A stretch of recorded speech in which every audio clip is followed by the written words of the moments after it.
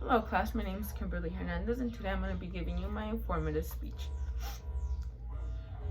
Whenever people think and hear about the lowriders or people that have lowriders, the first thing they think about is that those people are dangerous. They're criminals, they're part of a gang, those types of things. And that is nothing compared to what they actually are. Those stereotypes are not accurate to what those people are. People that have lowriders are part of an American-Mexican culture. According to Roger White, people with lowriders were mostly Latino men from Texas, the Southwest, and Southern California. The lowriding culture is intriguing. It shows how people turn into family just by being part of this culture. Here in the Valley, we have a few lowriding clubs, and you could notice the impact this culture has on those people.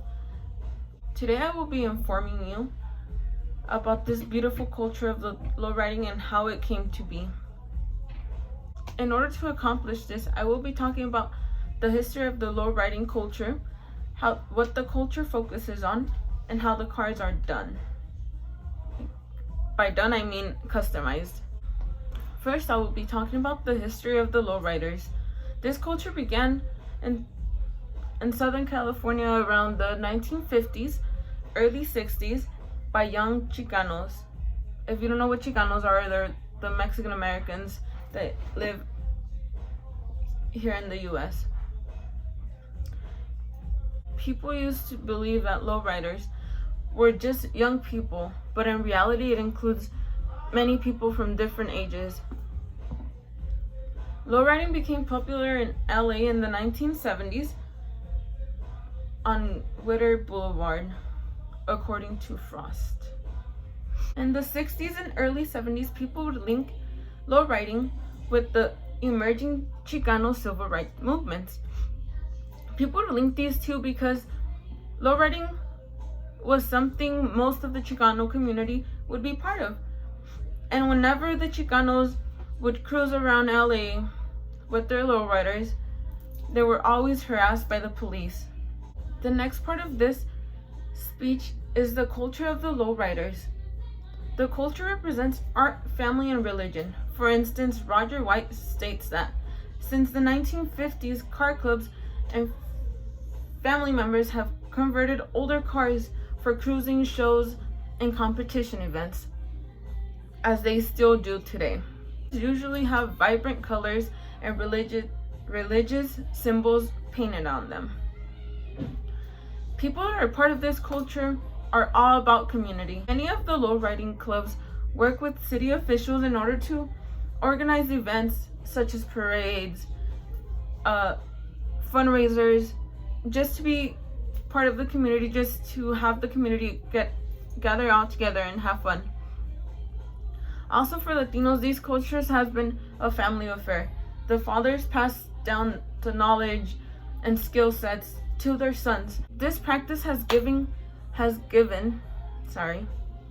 many people their own business, modifying the cars, body shops, and by this, people are able to provide for themselves and for their family. Next, I would be talking about how cars were modified and which were the types of cars they usually use. There are two types of cars that they were mainly focused on. The first came up to be popular around the 1960s, which was the Chevy Impala. The Impala was mainly used because it had a good base for the hydraulics, and also it had a wide surface on the top of the car for the paint, for the artwork, for everything to be put on, like painted on. Preferred car was in the 1970s and was the Oldsmobile Cadillac. These two are not the only cars people would use. There are so many other cars that are used for lowriding. With these cars, people would lower them as low as they could without it being illegal, of course, and put the hydraulics on them. The hydraulics are used to lift up the car and lower it down.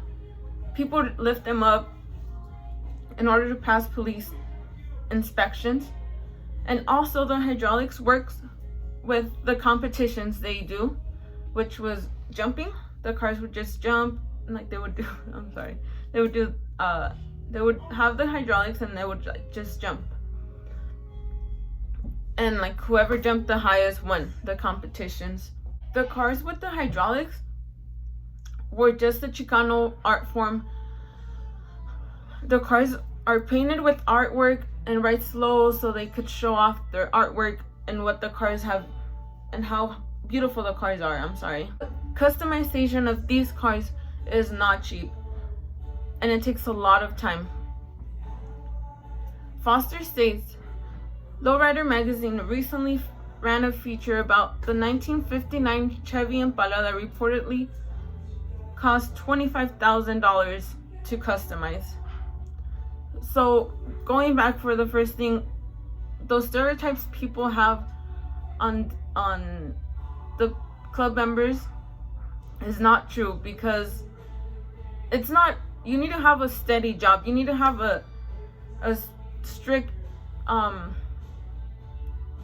I would say life in order to accomplish these customizations for these cars, because it's not cheap. In conclusion, this beautiful culture of lowriding is such an interesting topic to learn about. Today I have informed you about various things about the lowriding culture, including its history, what the culture is about, and how the cars are modified. Remember, being part of this culture is nothing to be ashamed of. On the other hand, you should be super proud of being part of this culture. Over the years, the culture has traveled around the world, including Europe and Japan. This shows how much of an impact this culture has, the lowriding culture has, with other people. And it's crazy to think about, it has traveled all over the world. And now it's a big thing in Japan. And this is it for my informative speech. Thank you.